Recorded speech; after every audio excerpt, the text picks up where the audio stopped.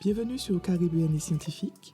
Je m'appelle Maïli, je suis une scientifique originaire de la Caraïbe dont l'objectif est de t'aider à évoluer vers la carrière qui te fait vibrer.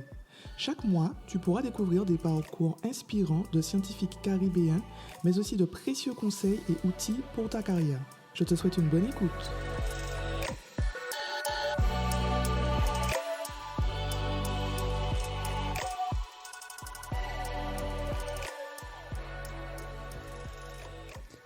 Bonjour à toutes et à tous, bienvenue dans ce nouvel épisode de Caribéenne et Scientifique. Aujourd'hui, j'ai le plaisir d'accueillir Angélique Maréchaux. Angélique est responsable qualité et s'est récemment formée à la data analyse. Dans cet épisode, elle va nous présenter son parcours et nous allons discuter en particulier de son entreprise, le Laboré Créatif, qui a pour but d'éveiller les enfants de 3 à 13 ans aux sciences de manière ludique et interactive par l'apprentissage et par le jeu. Bonjour Angélique, comment tu vas? Bonjour, ça va bien Maëlie et toi? Oui, super. Je suis très contente de t'avoir à mon micro aujourd'hui pour ce nouvel épisode. Du coup, on va d'abord commencer par, forcément, tu vas te présenter un petit peu, tu vas nous dire Mhm. les différentes étapes de ton parcours, et puis comme ça, on va apprendre à te connaître, pardon, progressivement. D'accord, il n'y a pas de souci. Du coup, moi, je suis Angélique Maréchaux, donc je suis responsable qualité et j'ai plusieurs casquettes. Je suis responsable qualité, j'ai aussi une casquette de responsable métrologie. J'ai fait une formation de data analyse et en même temps, je suis chef d'entreprise puisque j'ai une entreprise qui propose des ateliers d'éveil scientifique pour les enfants. Pour parler un petit peu de mon parcours, donc j'ai fait un bac S au lycée agricole de Bimao, puis après j'ai suivi les 2 années de DUT à Saint-Claude, génie biologique. Après les années de DUT, j'ai essayé de faire une licence à Fouillol pendant un an, mais en fait je me suis rendu compte que l'écart était un petit peu trop grand entre les études universitaires et les études, entre les études universitaires, entre le mode de travail à l'université et le DUT, parce que le DUT, c'est en contrôle continu, c'est un petit peu comme si tu étais en BTS à l'école. Et à l'université, t'es vraiment livré à toi-même. Et en plus, on n'avait pas les mêmes troncs communs. Donc, c'est une année qui était très difficile, où on a parlé un petit peu, on rentrait un petit peu plus dans les détails en chimie atomistique, on fait plein de choses. Et donc, j'étais un petit peu perdue pendant mon année de licence, même si je travaillais beaucoup. Du coup, je n'ai pas réussi ma licence, mais après, je suis partie en France et là, j'ai refait une licence professionnelle pour me spécialiser toujours dans la qualité des produits agroalimentaires, puisque en DUT, c'est là où j'ai eu un déclic en me disant que je voulais être responsable qualité. Et donc, j'ai commencé à travailler tout de suite après ma licence professionnelle. Et j'ai aussi travaillé un petit peu en intérim pour pouvoir voir d'autres secteurs d'activité. Et après, je me suis dit, bon, je rentre au pays. Quand je suis rentrée au pays, par contre, j'ai eu un problème, c'est que je n'arrivais pas à trouver tout de suite du travail dans le domaine que je cherchais. J'ai trouvé du travail en biologie médicale, qui n'avait rien à voir avec ce que je faisais. Mais du coup, j'ai appris sur le tas, puisque comme j'avais pu travailler justement en intérim, donc j'avais quand même une capacité d'adaptation qui était assez bien développée, si on peut dire ça comme ça. Donc j'ai pu travailler en laboratoire de biologie médicale. J'ai travaillé pendant, je crois, 3 ans dans une structure et c'est là que j'ai rejoint l'Institut Pasteur, toujours en biologie médicale. Et donc j'ai travaillé, je crois, pendant 1 an ou 2 ans en tant que technicienne de laboratoire en biologie médicale à l'Institut Pasteur. Et après, je suis passée responsable qualité. Et quand je suis passée responsable qualité, j'ai recommencé les études pour passer mon master 1 et mon master 2, et cette fois-ci par correspondance. Ok, ah ouais. Donc, ouais. Donc, je travaillais et en même temps, Ouais, j'avais mes cours. C'était un petit peu intense, mais bon, tu m'étonnes. ouais, surtout les masters. C'était Ben, pas c'est ça, évident. ben oui. C'était un master. Alors, le premier, c'était sciences du danger et le master 2, c'était sécurité, hygiène et environnement, en fait. Et comment t'as fait pour trouver ces masters, en fait, justement? Pas en correspondance, parce que c'est pas forcément un truc évident. Bien. Voilà, en fait, j'ai sur Internet, j'ai appelé, j'ai parlé un petit peu de ma situation parce que c'est vrai que quand on est en Guadeloupe, on n'a pas vraiment la possibilité en fait de continuer. On peut Ouais, pas c'est faire ça. des cours du soir avec le CNAM comme c'est possible en France. Donc, j'ai un petit peu expliqué ma situation et l'université qui, au départ, ne proposait pas cette formation par correspondance a Ok, quand même accepté top. de la Ouais. faire en fait. Bon, ouais, Mhm. donc ouais, c'est bien. Et en fait, mon objectif, c'était aussi de faire évoluer mon poste, de passer responsable qualité à responsable hygiène, qualité, sécurité, environnement. Donc voilà. Donc c'est pour ça aussi que j'avais choisi ce master-là et puis, voilà, donc mon parcours pour le moment il s'arrête là et j'ai repris donc les études plusieurs années après, 15 ans après pour là faire une formation sur un Ouais, an de ça, data on va analyst. bien en parler Voilà. après parce que ça m'intéresse beaucoup. Mais après moi je suis sur la formation à vie quoi. Je suis d'accord pour se former pendant toute sa vie. Franchement, j'aime trop ça donc C'est ce qu'on voit parce que franchement, mais ça se sent parce qu'en fait, tu as repris à chaque fois, tu as commencé quelque chose, tu as repris. Donc, c'est trop bien, c'est génial. Du coup, est-ce que tu pourrais nous dire quand même rapidement les missions de responsable qualité pour ceux qui savent pas? Alors, le travail de responsable qualité, c'est un travail qui a plein de possibilités. Dans un laboratoire, dans le laboratoire dans lequel je travaille, c'est un laboratoire accrédité. Et en fait, il faut que je m'assure que le laboratoire réponde aux exigences de la norme du référentiel, en fait. Donc, après, le socle commun de tous les responsables qualité, c'est la gestion du système qualité, du système documentaire et aussi tout ce qui est géré fait la formation du personnel à la qualité, sensibiliser le personnel à la qualité, gérer les non-conformités, gérer les réclamations clients. Et après, je pense que en fonction du secteur dans lequel le responsable qualité se situe, il y a des spécificités en fait. Et pour les laboratoires, donc c'est surtout ça, c'est surtout le référentiel et s'assurer que le référentiel est bien appliqué au laboratoire. Et après, tout ce qui est technique en fait, parce que dans chaque branche chaque secteur du laboratoire, il y a des normes techniques qui s'appliquent. Et donc, c'est un petit peu ça, hein, c'est plutôt le métier technique qui change en fait.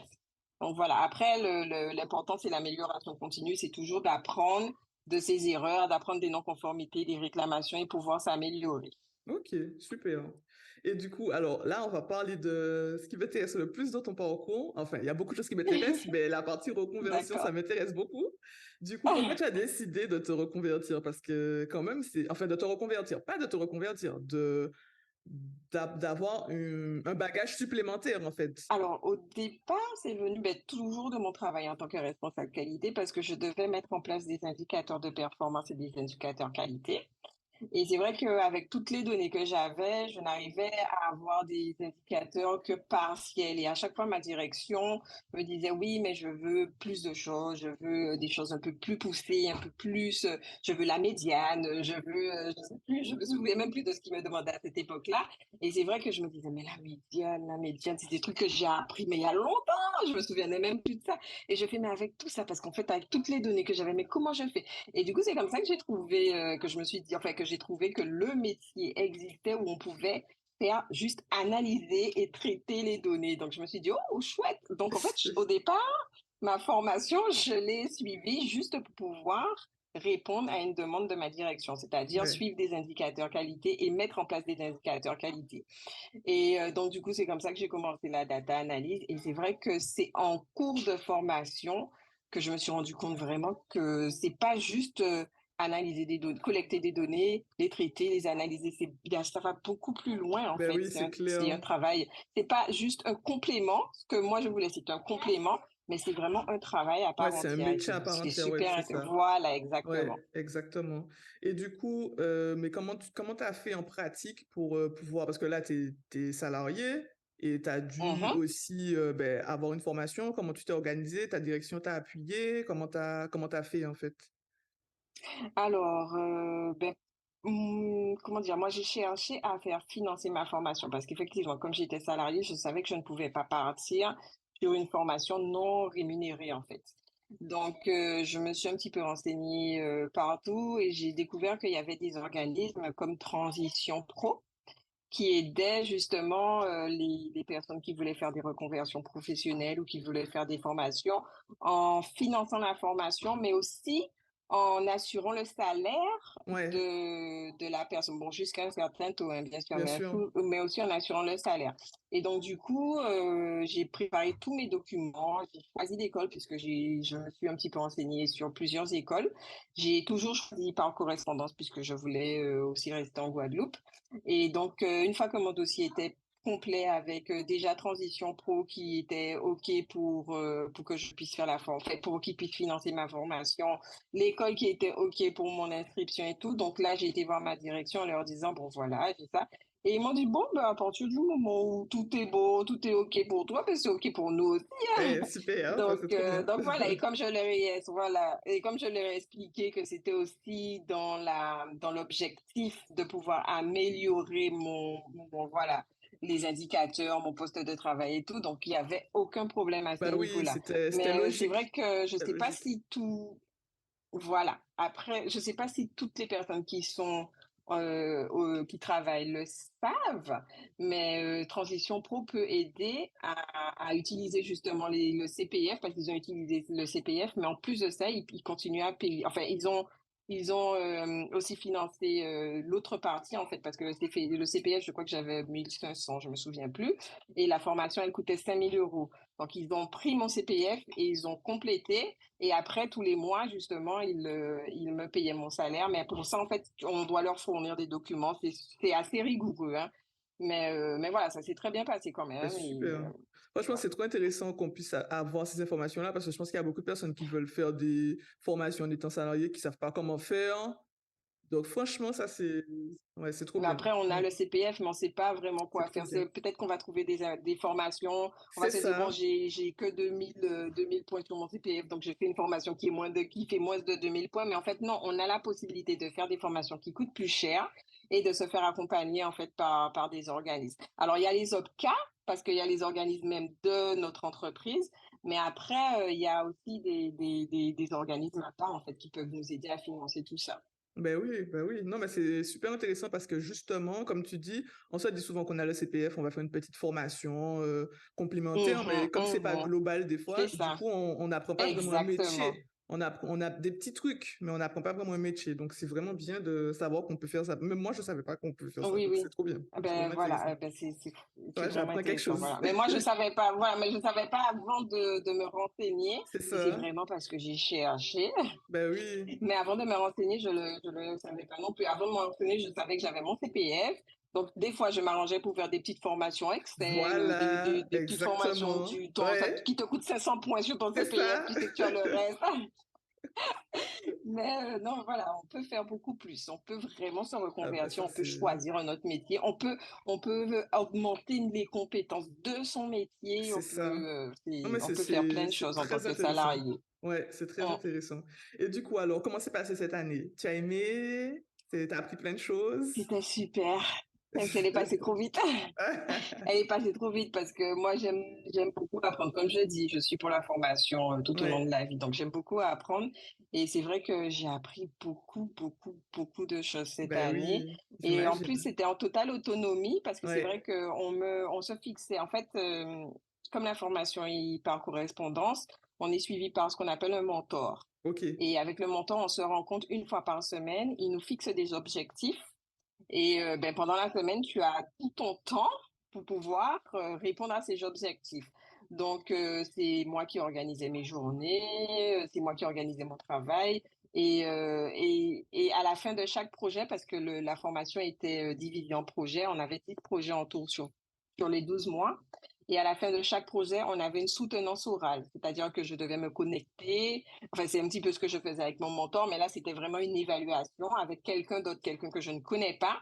Et donc, je lui présentais mon projet, tout ce que j'avais fait pendant le projet, et c'est lui qui me disait, OK, le projet est validé ou non, le projet n'est pas validé. C'était vraiment intéressant et c'était en totale autonomie, mais on est quand même suivi et on a quand même une feuille de route à Ouais, suivre. En ça, fait, c'est bien. on n'est pas lâché dans Ouais, tu la te sens pas nature lâché dans la net. Ouais, où on c'est nous donne ça. des cours. Voilà, on nous donne des cours et on nous dit, bon, ben voilà, avec les cours, faites ça. Non, on est vraiment cadré. Le mentor, il t'aide. Il te donne pas les solutions parce que très souvent, il Mhm. m'a dit, mais je vais te laisser réfléchir, hein, et la semaine prochaine, tu vas me donner le, donc, le mentor, il te donne pas la réponse. C'est Il te dit clair. de chercher, il te donne des ressources, il peut t'envoyer des documents, il peut te dire, bon, ben, consulte tel site web, des choses comme ça, mais il te laisse quand même trois fouiller, chercher, faire ton travail. Et effectivement, la semaine d'après, des fois, elle me disait, bon, ben, pour la semaine prochaine, il faut que tu me fasses une petite présentation sur ce que c'était, truc sur les définitions de ça. Donc, je devais préparer ça en plus. Et non, vraiment, c'était super intéressant. Ça a été une année très, très riche, vraiment. Et c'est génial parce qu'en plus, du coup, là, ça fait que tu finis ta formation, tu as appris des choses que tu pourras Mhm, appliquer mhm. à ton métier de responsable qualité. Donc, c'est ce que tu Voilà, voulais. Et au exactement. final, tu as un autre métier. Donc là, tu as une C'est double ça. compétence. Ouais, exactement, c'est Ça, ça, c'est oui. trop bien. Ça, c'est trop bien. Et justement, alors, en plus de ta double compétence, tu nous as dit au début que tu as créé le Laboré Créatif. Est-ce que tu peux nous parler un Oui. petit peu du Laboré Créatif? Alors, le labo récréatif, c'est une entreprise qui a 4 ans. Et en fait, je l'ai créé dans le but, alors parce que c'est vrai que pendant une année, j'ai vécu en France avec ma fille, j'ai 2 filles. Pendant une année, j'ai vécu en France avec ma première fille et c'est vrai qu'on avait, à Évry et c'est vrai qu'on avait pas mal d'activités. Donc il y avait par exemple dans les médiathèques, il y avait des contes animés, il y avait, des ateliers musique, il y avait des sports, enfin, il y avait plein de choses qui étaient proposées et qui venaient à moi, hein. Je ne cherchais même pas à l'inscrire dans des trucs comme ça. Juste, ça venait à moi. Elle était à l'école, elle a fait une année, elle a commencé son école, elle n'a pas fini parce qu'on est revenu en Guadeloupe avant. Mais tout venait à moi. Et c'est vrai que quand on est arrivé ici en Guadeloupe, et elle posait beaucoup de questions, elle était très curieuse. Et quand on est revenu ici en Guadeloupe, eh ben, du coup, là, il fallait que je cherche des activités pour elle. Et ce que je trouvais, je me disais, ça aurait pu être un peu plus intéressant, ou il manque ci, il manque ça. Et du coup, il y avait personne qui proposait des activités scientifiques en fait, parce qu'elle, elle arrêtait pas de me poser des questions. Et bon, comme moi j'ai une formation de scientifique, donc à la maison on faisait des petites expériences, on faisait des petites choses comme ça. Et je me suis dit, mais en fait, ce serait bien de pouvoir proposer ça aux enfants, enfin en Guadeloupe, pour que justement ils puissent s'éveiller à la science. Et puis enfin comme pareil, hein, j'ai une formation scientifique, donc la science c'est un petit peu mon truc, le truc que j'aime. Donc, c'est vrai que je voulais aussi pouvoir éveiller d'autres enfants à cet aspect-là, ça, à l'aspect scientifique. Parce qu'il y a beaucoup de... Ici, on a beaucoup de littéraire, beaucoup de droit, beaucoup de ci, et puis pour les filières scientifiques, un petit peu moins. Exactement, on voit pas beaucoup ça. Donc voilà, c'est comme ça qu'elle est née. En fait, au final, tu as répondu à ton besoin. Voilà, c'est ça, exactement. Mais en fait, c'est ça, quand tu crées une entreprise, on te dit que l'entreprise doit répondre à un problème.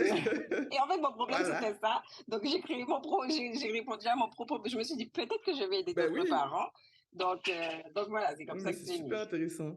Et du coup, est-ce que tu peux nous présenter un exemple d'atelier que tu fais avec les enfants, celui qui te plaît le plus, par exemple? Alors, oui, alors, moi, celui qui me plaît le plus, c'est l'atelier où on fait des solutions, des potions, si on peut dire. J'ai un Mhm. atelier qui s'appelle le grimoire de la labourantine. C'est Ok. celui qui me plaît le plus puisque c'est celui où les enfants sont le plus émerveillés. Quand, par exemple, ils voient des petites explosions ou des liquides changer de couleur, des trucs comme ça. Là, j'ai dit, Trop bien. ils veulent réessayer tout de suite. Donc, c'est celui-ci qui me plaît le plus. Mais c'est vrai qu'après, il m'arrive aussi de travailler avec les écoles. Et eux, ils ont 2 ateliers qui me demandent très souvent. C'est celui sur les volcans Ok. et celui sur l'électricité et le magnétisme. Alors, les volcans, c'est quoi? C'est comment est-ce que ça se présente un peu un atelier? C'est qu'on a Mhm. j'ai une partie pratique Ok.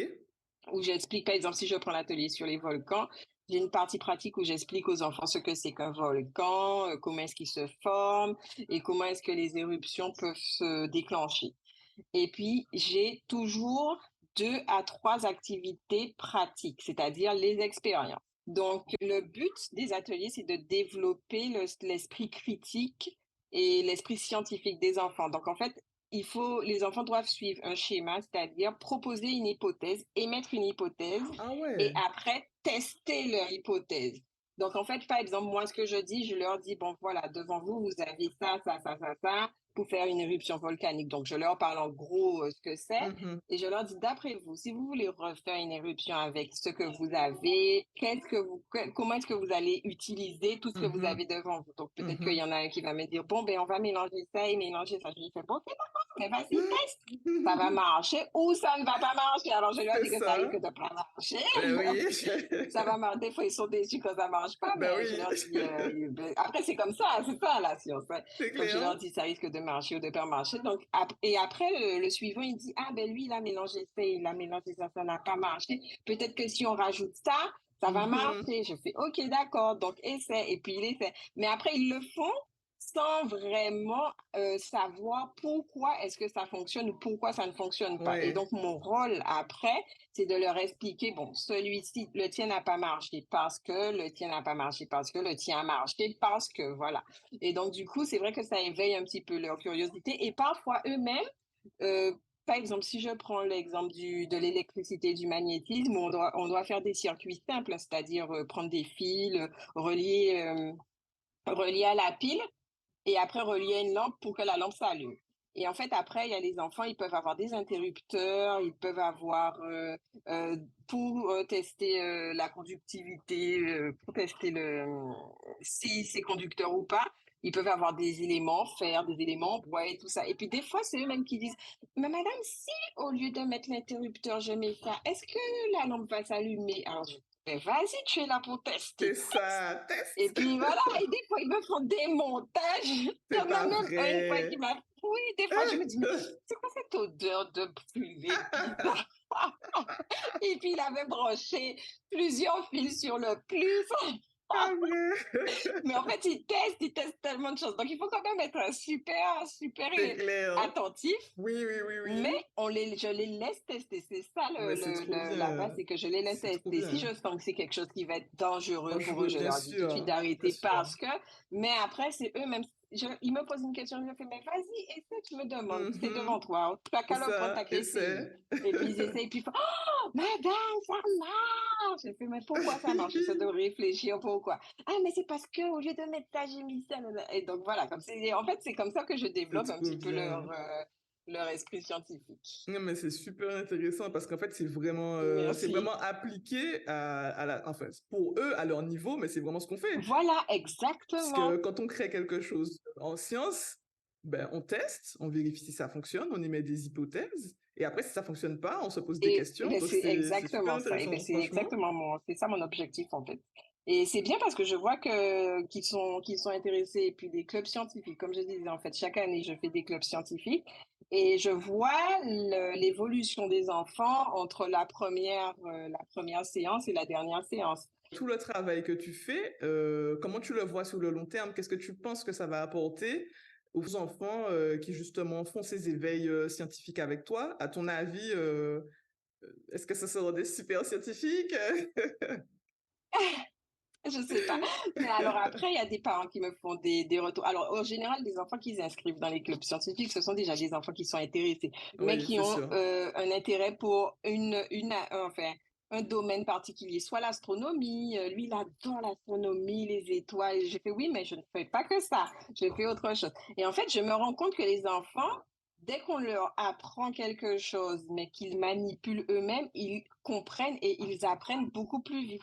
À la fin de mes ateliers, là, par exemple, samedi dernier, j'avais un atelier fête des mères, où les enfants devaient faire un mini savon, ils devaient faire aussi une bougie et ils devaient faire un parfum solide. Et en fait, les enfants que j'ai en atelier et qui savent un petit peu comment ça se passe, ben, ils étaient presque autonomes. J'avais rien à leur dire. Je surveillais juste comment est-ce qu'ils faisaient fondre les éléments au bain-marie. Mais après, ils étaient vraiment autonomes. Donc, ils savent que pour faire les mini-savons, il faut faire ça, ça, ça. Bon, c'est des ateliers qu'on a déjà fait dans l'année. Mais c'est bien de voir leur évolution, en fait. Et des fois, c'est eux-mêmes qui me disent, bon, ben, madame, plutôt que de faire ça, je vais faire ça parce que comme ça va donner une autre couleur ou en mélangeant ça et ça, l'odeur est ça. Et en fait, des fois, je suis moi-même impressionnée. Je me dis, mais Mais j'y avais même pas c'est ça. pensé. Mais bien Donc, sûr, parce que là, j'ai fait une petite blague sous les super scientifiques, mais je suis certaine que ce que tu es en train de faire, ça va avoir des répercussions super positives pour eux par la suite, quoi. j'espère Ah bah vraiment, oui, j'espère vraiment. vraiment. Et en fait, l'année prochaine, justement, moi, dans mon objectif l'année prochaine, et c'est pour ça que je suis déjà en train de commencer de travailler sur le programme d'année prochaine, c'est de les sensibiliser au développement durable, à l'agriculture durable et aussi à toute notre biodiversité, en fait. Ah, Donc, c'est j'essaie de super trouver intéressant. justement, alors je fais passer un Ouais. petit appel en même Ben temps. vas-y, c'est le moment, J'essaie c'est de le moment. trouver J'essaie de trouver des partenaires qui pourraient justement me proposer des ateliers aux enfants de, je sais pas moi, planter des arbres ou des trucs qui ont un petit peu un rapport avec tout ça pour justement les sensibiliser parce que c'est vrai qu'il faut commencer depuis qu'ils sont jeunes en fait. Et j'aimerais qu'ils puissent profiter de tout ça et savoir ce que c'est en fait. Mais c'est ça, Et hein. en Non, fait, mais c'est super intéressant. Ben, en tout cas, Angélique nous lance un appel. Toutes les personnes qui ouais, peuvent l'aider, n'hésitez pas à la contacter de toute façon.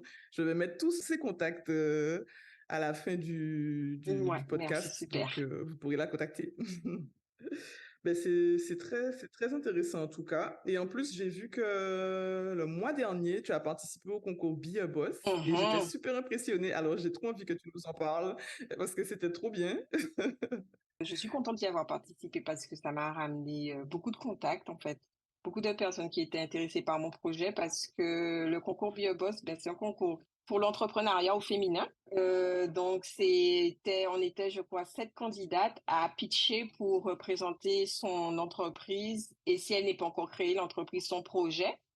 Moi, j'ai présenté le labo récréatif et ce que je fais pour les enfants en atelier scientifique. Et avec le labo récréatif, j'ai un projet, c'est de créer un annuaire qui recense toutes les structures et tous les organismes qui proposent des activités pour les enfants. Comme je t'ai dit au départ, c'est vrai que ici, pour trouver des organismes, il faut vraiment les chercher. Des structures, si par exemple on veut faire une activité pour un enfant, Ouais, enfin, il faut vraiment chercher. Donc, moi, j'aimerais faire ben une oui, plateforme une ouais. application qui centralise tout ça. Donc, elle permettra déjà aux parents qui ont besoin d'avoir ces informations de les trouver rapidement, de pouvoir rentrer en contact avec les structures ou de pouvoir inscrire les enfants dans des ateliers, soit ponctuels, soit plus Mhm. récurrents. Et ça permet aussi aux organismes de C'est se ça, faire ouais. connaître. Moi, il m'a fallu 4 ans pour que le Ah labo ouais, récréatif c'est puisse énorme. être.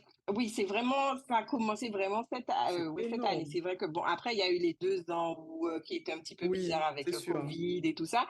Mais même en faisant c'était surtout de la pub sur Instagram et du bouche à oreille. Et même comme ça, je dois dire que je n'avais pas beaucoup de clients. Et c'est vraiment cette année que ça a commencé. Et je me dis que ça peut Ah bah apporter bien de la sûr. Ah visibilité aux oui. structures qui justement se lancent et qui proposent des activités pour les enfants. Et ça peut, et du coup, ça aide aussi les parents qui cherchent des activités pour leurs enfants. Donc, ça peut être aussi bien activité scientifique, Ouais, activité artistique, c'est de la ça. danse, de la Ouais. musique. C'est ce que j'allais te demander. C'est ce que j'allais te demander justement. Est-ce que c'est uniquement scientifique? Non, non, de tous les types d'activités. Parfois, on entend parler d'une école de musique, mais on ne connaît que celle-ci, donc forcément, on ne va qu'à C'est celle-ci. ça. Mais c'est vrai qu'il y en a peut-être d'autres qui proposent des instruments un peu particuliers. Ben oui, oui, oui. Ma fille, elle fait du violon, donc pour trouver enfin, le violon, c'est quand même assez commun, mais c'est vrai qu'il y a des instruments qui sont un peu plus Oui, ça particuliers dépend, et ouais. peut-être que Mm. toutes les écoles de musique ne proposent pas ça. Donc, c'est à la fois pour les parents et pour les structures pour qu'elles puissent se faire connaître, qu'elles aient plus de Mhm. visibilité et qu'elles rentrent plus facilement en contact avec leurs potentiels clients et aussi pour les parents. Voilà, c'est ça, c'est un annuaire. Ah mais franchement c'est super intéressant et en plus il me semble que c'est une application si je me trompe pas. Oui, voilà, c'est une application et donc ce sera oui, sur le téléphone, tablette et même une appli, une web app et donc j'ai parlé de tout ça pendant le concours Boss et c'est un pitch qui devait durer, si je me souviens bien, 3 ou 4 minutes, donc c'est super court. Donc, Ouais, c'est c'est court, c'est court, ça court. passe tellement vite. Alors, euh, parce que quand c'est comme ça, quand c'est un projet qui nous tient à cœur, on a envie de dire tellement C'est de ça. choses. Mais Et oui, voilà, mais donc présenter l'entreprise, il fallait présenter les chiffres, il fallait présenter le c'est projet, ça. pourquoi, pour répondre à quelle problématique. Et en fait, on a envie de dire tellement de choses, de présenter, de présenter. Et puis à un moment, on entend, ah, Mhm. il reste plus que 30 secondes. Il n'est pas encore Euh, terminé. Donc, non, mais c'est clair. c'était vraiment intéressant. C'était vraiment intéressant. Et d'ailleurs, s'il y a des femmes qui entreprennent et qui ont envie justement de faire connaître ce qu'elles font, leur entreprise, leur projet, même si le projet n'est pas encore abouti, mais elles peuvent participer au concours, c'est tous les ans. et ça aide aussi puisqu'on a pas mal de contacts. Il y a des personnes qui viennent parce que c'est ouvert au public, on peut participer. Il y a aussi des lives sur Facebook et sur, je sais plus sur Instagram, mais sur Ben Facebook, oui, oui, oui. moi, Voilà. j'ai vu.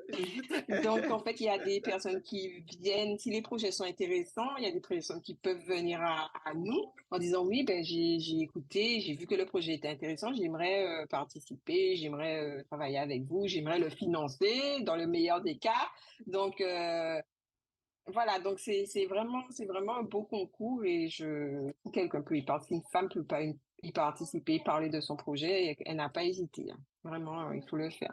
Alors, c'est un concours moi, j'ai participé au concours régional, mais je sais que les deux qui ont été sélectionnés, après, il y a le concours Guadeloupe, Martinique, Guyane, et après encore, il y en aura peut-être deux sélectionnés qui, elles, participeront au concours national. Donc, ça va jusqu'en France, en fait, parce que Ben oui, c'est ce que j'allais te chaque demander. région de Ce que j'allais te France demander, ouais. chaque région de France a des candidates.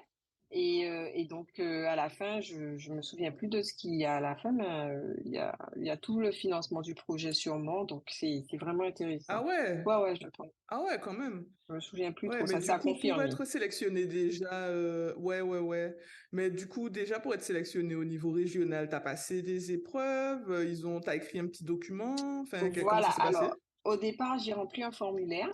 Une fois que le formulaire Ok. était rempli, alors si je me souviens plus bien des chiffres, je me souviens plus. Je crois qu'il y a eu 99 candidatures. Ah Ouais, ouais! voilà. Et donc là, après donc on passe une première sélection comme ça. Et puis après, en fait, par mail, on présente l'entreprise. On présente l'entreprise en quelques lignes. Et donc après, pour l'étape de présélection qui est l'étape des pitchs, il faut faire une présentation avec 10 slides maximum et 4 minutes de présentation. Et après, on a le déroulé, c'est-à-dire ce que le jury attend du projet, en fait. Donc voilà, c'est ça. Après, donc ça, c'est l'épreuve de présélection. Après, il y a l'épreuve de sélection anti-Guyane et après en France pour le national. Ok, ben super. Du coup, alors, j'aurais aimé savoir maintenant quels ont été tes plus beaux challenges depuis que tu entreprends. Ça a été de continuer malgré les difficultés liées au coronavirus parce que ça a été très compliqué et c'est vrai que j'ai pensé plusieurs fois arrêter. Alors, à cause du coronavirus, mais aussi, comme je l'ai dit tout à l'heure, à cause de la visibilité et du retour parce que j'avais pas, c'est vrai. Alors, quand on entreprend, on a une sorte d'image un peu utopique où on se dit que on propose quelque chose qui va forcément plaire aux parents, donc on aura tout de suite des retours positifs, on aura tout de suite des clients, et, euh, et c'est vrai que ça a été un peu compliqué de me rendre compte qu'il fallait que je travaille beaucoup, beaucoup, beaucoup pour pouvoir avoir ce retour-là. Et c'est vrai qu'après, on a eu toute la période de confinement, donc mon métier, il est un petit peu lié au contact. Donc, comme les écoles étaient fermées, ben voilà, tout était fermé, enfin, on était confinés aussi. Donc, c'est vrai que ça a été compliqué. Et après, même quand on a repris toutes les activités professionnelles, ben, c'était encore compliqué parce que les enfants, on les réunit dans une salle, même s'ils sont pas nombreux. Après, avec toutes les règles d'hygiène, tout ça, bon, les parents aussi étaient frileux, donc en fait, mais ça a été très compliqué. Et ben c'est ça, le plus beau challenge que j'ai eu, c'était de continuer et de me rendre compte justement que en continuant, c'est là que j'ai eu des retours et c'est maintenant que j'arrive à vraiment avoir des retours positifs sur ça. Mhm. Donc, heureusement que j'avais une petite voix qui me disait de ne pas lâcher. Parce que je voulais vraiment, à un moment, j'ai vraiment dit que je voulais arrêter, mais heureusement. Alors, c'est bien d'être entouré aussi quand on est entrepreneur. Même si on entreprend en solo, c'est bien aussi d'être entouré parce que si j'avais pas eu cette personne pour me dire de ne pas arrêter, ben, j'aurais arrêté Ben c'est et j'aurais pas ça. eu le projet Timoun Actif aujourd'hui. Donc, je suis contente d'avoir pu continuer pour ça. Ben Donc, c'est c'était clair. l'un de mes plus gros challenges, ouais. Ok, et puis ça aurait été dommage parce que c'est Voilà. tellement intéressant, Oui, ça va aider oui, tellement voilà, et de personnes c'est ça, c'est quand, que... ouais, c'est quand je reçois les retours des parents qui me disent: «Mais c'était super, ma fille adore, ah, même à la maison, elle veut refaire les Mais c'est expériences». Alors ça. oui, et ce qu'il y a de particulier, c'est que j'essaie toujours de faire des expériences avec que des trucs qu'on peut trouver à la maison, qu'on va Ah, acheter, donc ils rapidement, peuvent supermarché, tout refaire, ça. c'est trop Donc bien. voilà, les enfants Ouais, peuvent refaire les expériences. Et donc voilà, et quand j'ai les retours de parents qui me disent ça, c'est un des plus beaux cadeaux que je puisse mais avoir. c'est Et aussi sûr. les enfants quand ils sont contents, qu'ils font: «Waouh!» Voir les yeux des C'est enfants ça, briller, mais c'est c'est trop, ça, c'est vraiment surtout, bien. mais c'est surtout comme maintenant aussi, les enfants sont très plutôt télé, réseaux sociaux, Mmh. etc., même C'est jeunes, hein. ça. Et en fait, je trouve Oui. que le fait de pouvoir leur proposer des ateliers comme ça, scientifiques, qui éveillent leur créativité, qui éveillent aussi ben, leur sens, parce que c'est les sens aussi qui sont Mmh. mis en éveil, je trouve que c'est super, hein, parce que du coup, ils voient autre chose, quoi. Parce que c'est vrai que maintenant, je Bien trouve que sûr. moi, je me souviens quand j'étais petite, j'étais tout le temps à l'extérieur. Je mélangeais de la terre Et avec de oui, l'eau. J'étais toujours c'est en train de faire ça. des bêtises. Mais là, maintenant, les enfants, ils sont très intéressés. Du coup, Ah c'est vrai que oui, non mais oui. c'est trop bien de proposer ça. Franchement, c'est vraiment top. Voilà, et après, bon, après, en tant que maman, moi, je dois dire que mes filles, elles aiment beaucoup expérimenter, mélanger Mhm. des trucs et tout, C'est c'est ça? particulier. Il faut souvent leur demander de se laver ou de l'arrêter. Ne touche pas à mes C'est bols! ça? Non, mais Ben non, mais c'est bien, c'est j'aime trop bien qu'elles bien. soient aussi curieuses. Mhm. Alors, du coup, ben, en lien avec les filles, hein, justement, tu as deux filles. Mhm. Qu'est-ce que tu aimerais dire aux jeunes filles qui hésitent à se lancer dans les sciences? Ben, de ne pas douter d'elles, Mm. parce que c'est important, en fait, même si c'est vrai on a souvent une petite voix qui nous dit, qu'on n'est pas capable Mm. qu'on ne pourra pas y arriver, en fait. Non, il faut vraiment ne pas douter et croire en ses compétences, croire en ce qu'on si on a envie de se lancer dans une carrière scientifique, d'y aller, Ouais. d'être persévérant aussi, Mhm. de ne pas lâcher, de continuer et si possible de se trouver des mentors ou Ouais. des modèles. Ouais. Ça, c'est important parce que en fait, quand on prend un mentor, quand on a un modèle, on se dit, qu'on aimerait être comme telle personne Mm. et puis on la prend un petit peu comme exemple et ça nous aide un petit peu Oui. à aller plus loin. Mhm. Donc de continuer comme ça et aussi d'être audacieuse. Ah ouais, je trouve que c'est un super conseil. Franchement, c'est vraiment Ouais, ça. Et je ça, pense, c'est être audacieux, ouais, c'est-à-dire, ne pas avoir peur, mais foncer, oui, si on ne pas avoir peur de l'innovation, créer de ouais, nouvelles ouais, choses, c'est proposer ça. de nouvelles choses et va Ben, tu allez-y, vois, c'est tout continue. l'objet de Caribbean et scientifique, donc je suis super contente que tu dises Mmh. ça. Et du coup, alors, si tu as un dernier truc à nous dire, puisque là, ben, on arrive à la fin du podcast, qui était super Mmh. intéressant. Merci. Alors un dernier truc, c'est un petit peu le slogan du Labouré créatif, c'est «Explore ton potentiel» Ok. et en fait, c'est un petit peu ce que j'essaie de faire avec les enfants et si j'ai un conseil ou un mot à leur dire, c'est de ne pas hésiter à faire ça, de s'explorer, de savoir Mhm. ce qu'on n'aime pas, de toucher à tout pour Ouais. pouvoir justement après faire le choix, ça je n'aime pas, et puis voilà, explorer votre potentiel. Trop C'est bien, ça. super. Ben, merci beaucoup, Angélique. Je Merci. suis super contente d'avoir fait Merci cet Meili. épisode avec toi. C'était trop intéressant. Et je suis sûre qu'il y a beaucoup Merci. de parents aussi qui vont t'écouter, ou même des personnes qui font des ateliers. Ils vont revenir vers toi, je suis sûre, parce que c'était vraiment Ah, intéressant. j'espère. Et franchement, ben, longue vie au laboré créatif, hein. Merci. Ben, du coup, oui, voilà. Et je voulais juste te préciser, ben, par exemple, pour toutes les personnes qui veulent proposer des ateliers, des choses comme ça, de ne pas hésiter. Moi, je Mm, suis plutôt travaillons ensemble plutôt c'est clair. que faisons-nous concurrence. En fait, on a un Exactement. objectif commun, c'est Ouais, pour aider les jeunes, pour aider la Guadeloupe. Donc, travaillons ensemble pour pouvoir faire les choses avancer. Voilà. 100% d'accord. Franchement, c'est vraiment ça, la bonne mentalité. Merci. À bientôt, Angélique. Bye bye, Merci Meili. encore. Bye De bye. rien.